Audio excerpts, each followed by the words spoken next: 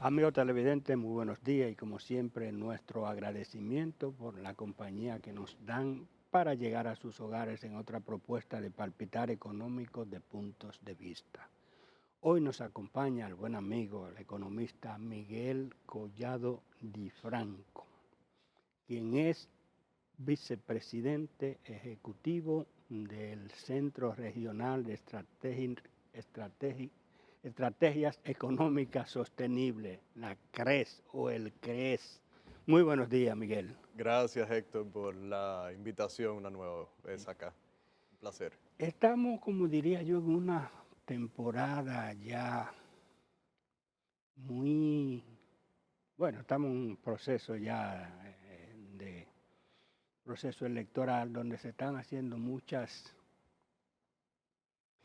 ofertas, explicaciones de programas de gobierno y esa cosa. Por ejemplo, en el foro de la Cámara Americana de Comercio, que es tradicional, tiene décadas Ujú. ya,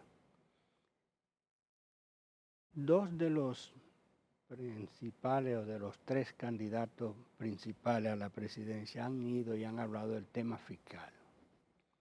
El expresidente Leonel Fernández y el alcalde y aspirante a la presidencia por el PLD, el señor, a ver, hasta el nombre se me, Abel Martín. Abel Martínez Durán.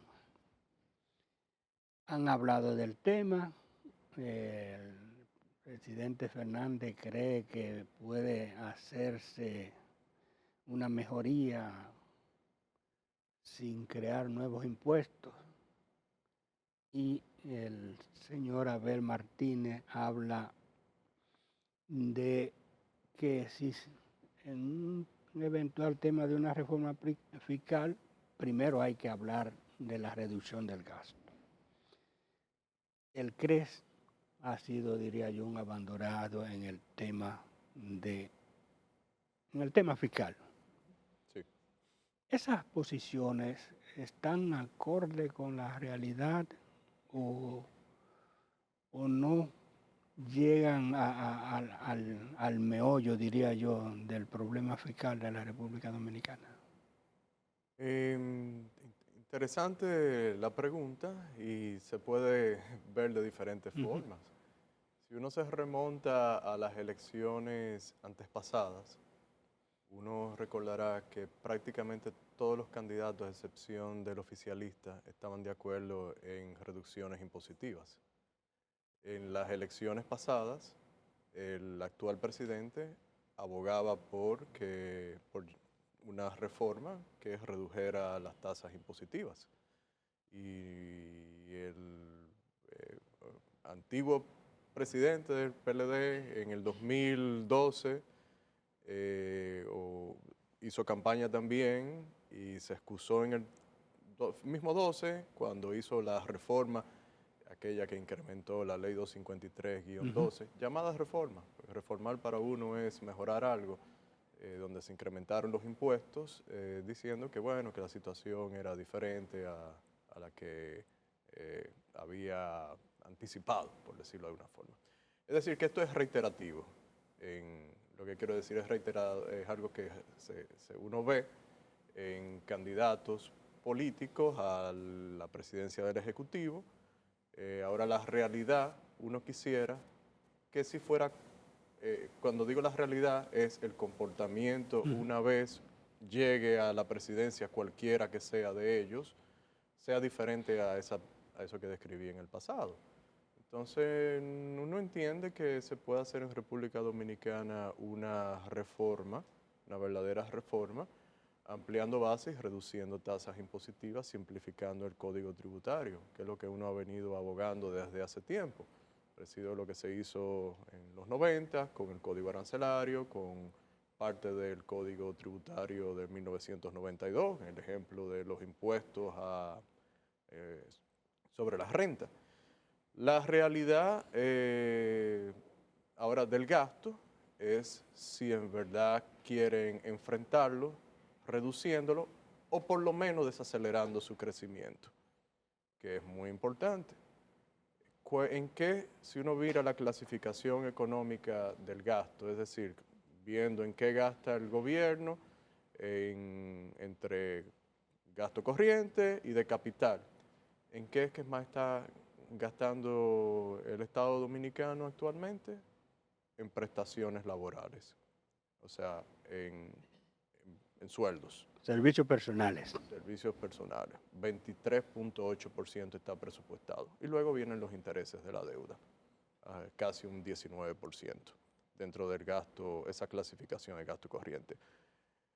La nómina pública en términos de empleados se incrementó del 2019, antes de la pandemia, eran 628,000 empleados según CISALRIL. Al finalizar el 2023, 732,000. Es decir, un 17% de incremento, más de 100,000 empleados. Entonces, la idea, a todo esto lo que quiero decir es, se puede recaudar más no incrementando las tasas ni creando figuras impositivas nuevas. Ahora, ampliando bases y reduciendo tasas se podría lograr. Reduce la informalidad, el incentivo a la informalidad, va a tener que frenar las exenciones que existen actualmente y la desmontando en la medida que vayan perimiendo esas leyes particulares, esos beneficios específicos para empresas o para industrias que existan, pero hay que hacer algo con el gasto, porque en el pasado hemos visto modificaciones impositivas que incrementan los ingresos. De hecho, los ingresos se han incrementado recientemente. La presión tributaria subió en más de un punto porcentual entre el 2020 y el 2023. Estamos hablando de si calculamos el PIB en más de 7.4 billones, pues estamos hablando de más de 75,000, entre 75,000 y 80,000 millones. Eso es unos 1.100, a la tasa del 60, unos 1.100 y pico de millones de dólares. Sin embargo, la deuda se incrementó entre el 19 y el 23 un 53%, la del sector público no financiero. Entonces, porque el gasto ya alcanza casi el 19, supera el 19% del Producto Interno Bruto, porque se sigue incrementando. Conclusión, la realidad es que se pueden incrementar las recaudaciones, pero no podemos incrementar las recaudaciones para caerle atrás al gasto. Hay que hacer algo. Hay que frenarlo. Hay que frenar su crecimiento. Y para eso necesitamos una ley de responsabilidad fiscal. Las autoridades introdujeron una el año pasado, está en el Congreso, no se le ha hecho caso, pero se necesitan reglas fiscales de gasto y de endeudamiento y diríamos nosotros de déficit también. Ustedes cuando me refiero a ustedes, me refiero al CRES, habían planteado hace como 3 años. Más. Venimos planteándolo desde 2013. Pero con una formalidad ya, con una propuesta formal hace como... Fue introducida en el 2013 al Congreso por 5 diputados. Desde el 2013. Sí, desde octubre del 2013. Elaboramos junto con la Fundación Institucionalidad y Justicia. Perimió. Sí, perimió. Como digo, las autoridades... Bueno, tuvo un periodo de tiempo en el que no se dejaba perimir, pero ya en esta última administración, en este último cuatrenio, los legisladores dejaron que perimiera. Para que ya no les interesó, pero llegó la propuesta oficial de las autoridades, como dije el año pasado, pero tampoco los legisladores le han prestado la debida atención a esa propuesta, en el sentido de que no se ha visto, por lo menos no ha sido reflejado que haya habido debates o estudios. Ni convocación, ni convocatoria a vista pública. Parece que no tiene doliente. Miguel, vamos a hacer una breve pausa para retornar con este tema, porque hay algunos aspectos que me gustaría que lo dilucidáramos por acá. Volvemos en unos instantes.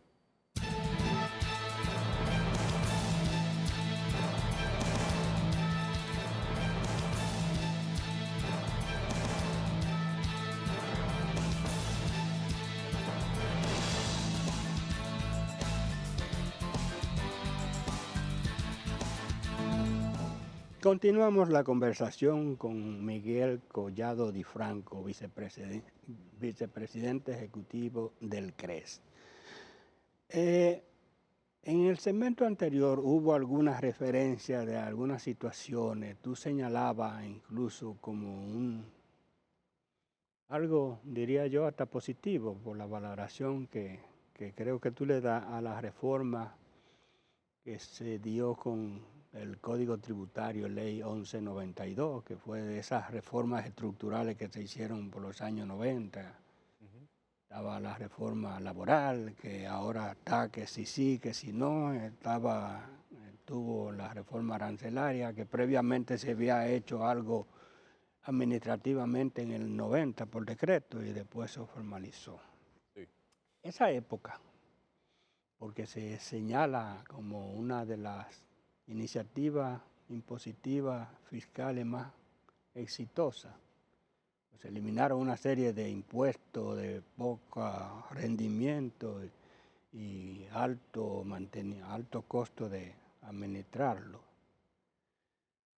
Hubo también un aspecto que casi nunca se menciona y fue que se eliminaron una serie de leyes de incentivos que existían. Estaba la ley de 99, incentivo y protección industrial, 405, 408 de incentivo a la agroindustria, a la marina mercante, e incluso creo que hasta la primera ley de turismo, que era 153, también cogió su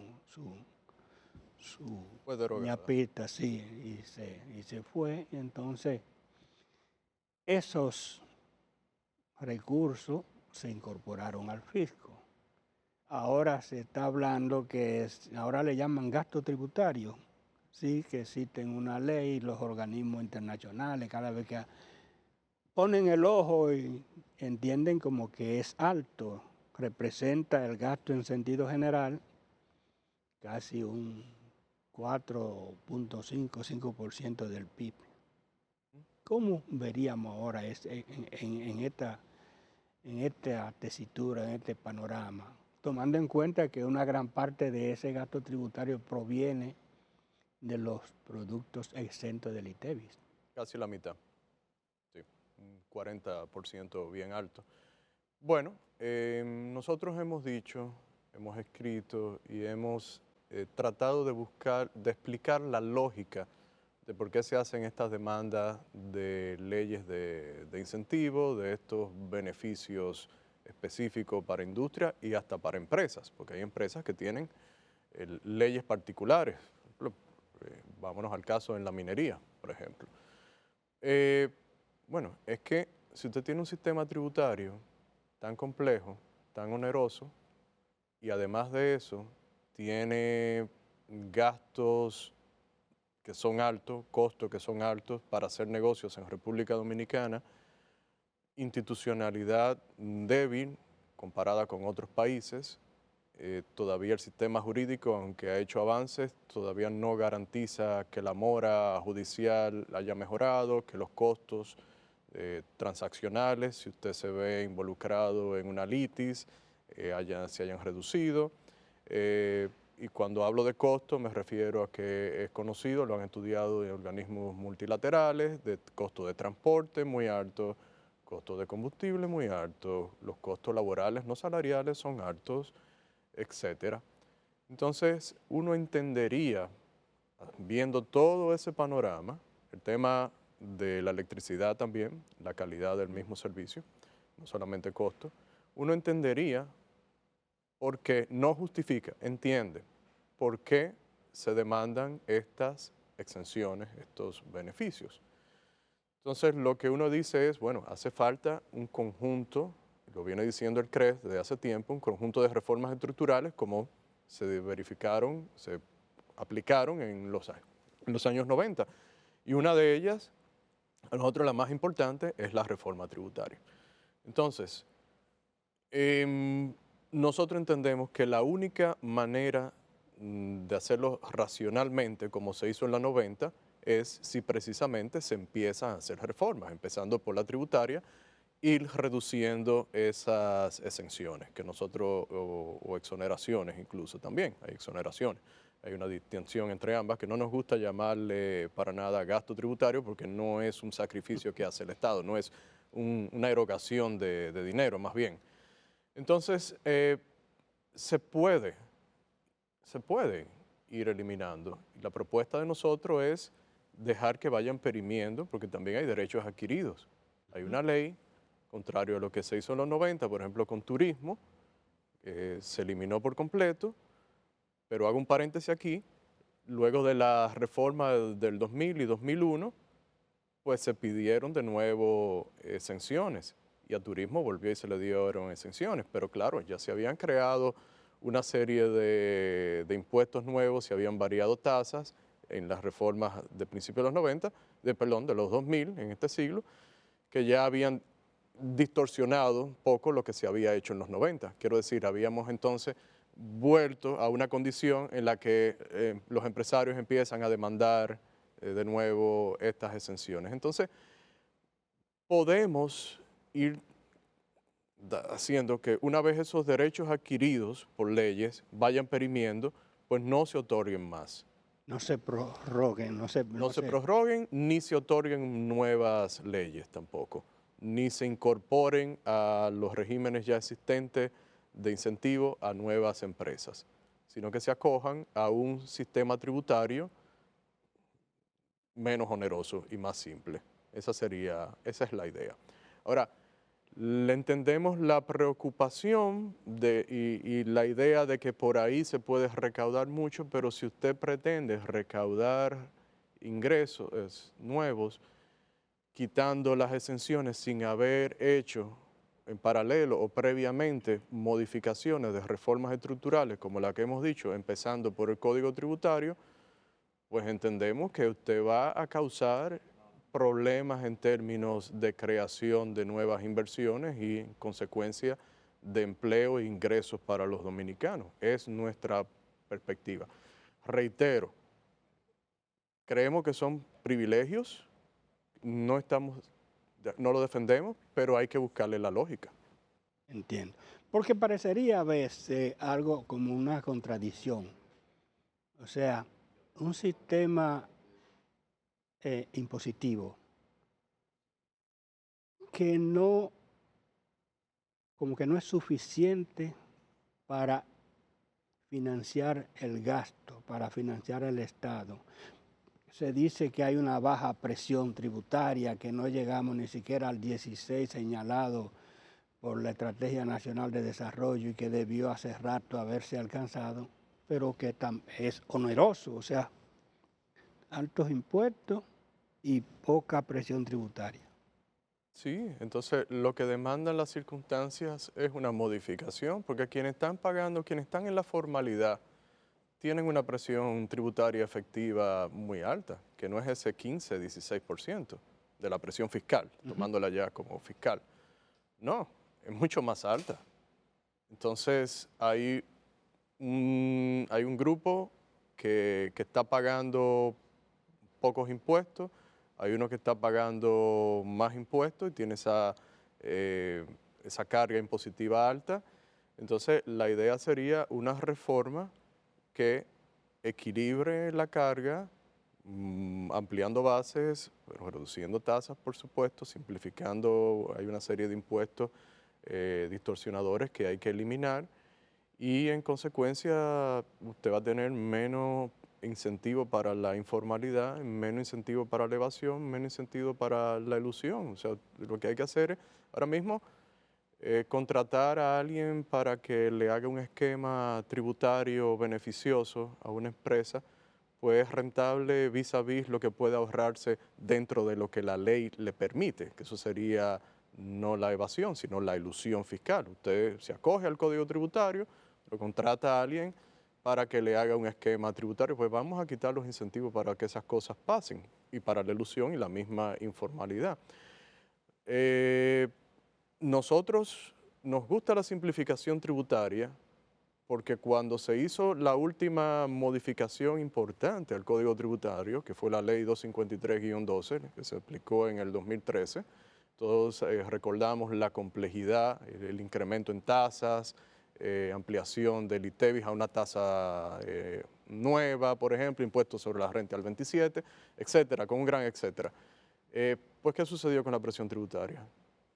En el 2012 era 12.9, subió a 13.5, 6 más o menos, y ya en el 2000, o sea, en 2013, 2014, 2015, estaba en 13, al mismo nivel del 2012. O sea que no se logró nada, con una complejidad muy alta.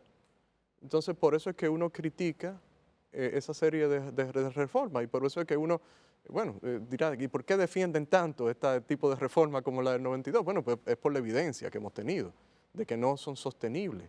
Entonces vivimos en un sobresalto. El año que viene habrá una modificación impositiva. ¿Qué se va a hacer? ¿A quién se le va a pedir un adelanto? Entonces hay que salir de eso. Miguel, gracias nuevamente por aceptar nuestra invitación y nada, yo placer, diría que gracias. parecería como si estuviéramos arando en el desierto, pero algún día se va a escuchar, Yo entiendo que sí, que la realidad se va a imponer. se va a imponer. Sí. Y a ustedes, amigos televidentes, como siempre, la cita para el próximo domingo en otros puntos de vista. Hasta entonces.